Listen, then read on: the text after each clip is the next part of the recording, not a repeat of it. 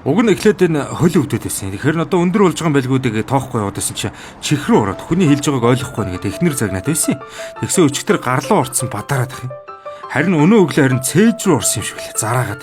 Тэгэхээр би бараагаад ёстой муухай ханаа төрлөө дээ. Ах нь багада ханаа төрөхөд сарван өлөн шээс байла. Анхан шатны арга хэмжээ нь халуун хоол цай байла. Арга цармас ойрхон байхад багада ханаад нам байла. За ужираа. Ажлаа салгаж чинь одох. Байна уу захирлаа би заагаад би энэ дулаан 40 хэм байгуулгын зугаалганд явж чадахгүй байна уу? Байна уу? Оо тасарчлаа. За ярьцлага өргөжлүүлээ.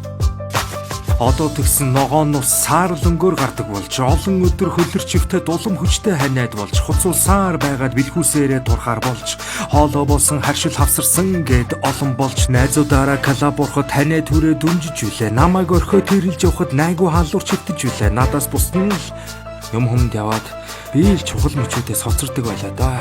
За бүлэрч байна уу, халуурч байна уу, зарааж байна уу, шамирч байна уу?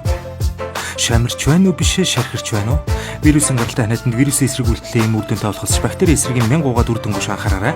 10 хаахаа хүрүүл ажлаа таслаж байснаас анхны тусам Жанвин баг салуу усан тийгээд найруул анхаар хурдан яаруул бие бүү daarуул 6 эмээр өвчнийг хурдан сааруул гэрийнхэндээ анхааруул энийг харуул. Ханиадны анхны тусламж Animax. Ханиад нь баг гэр бүлтэй илүү зэрэг зарцуулъя.